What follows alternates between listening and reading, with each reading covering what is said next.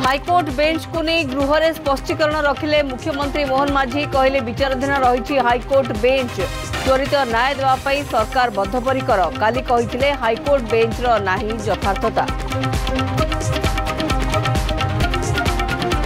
पश्चिमबंग विधानसभा आगत है आंटीरे बिल 2 दिनिया स्वतंत्र अधिवेशन में शेष दिन में अपराजिता वुमेन एंड चाइल्ड बिल 2024 आगत कले ममता सरकार 10 दिन में दोषी को फांसी मिलवा प्रावधान समर्थन देउछि बीजेपी।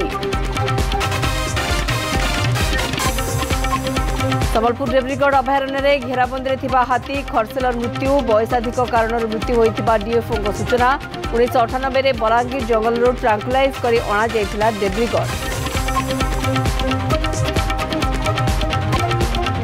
आंध्र प्रदेश और तेलंगाना रे बन्या विपात एवं सुधा 27 जन मृत्यु 17,000 लोकों को करागला उद्धार आकाशमार्ग लोकों को दि जाउछि खाद्य पानीय जल और औषध रेस्क्यू ऑपरेशन में लगी एनडीआरएफ एसडीआरएफ।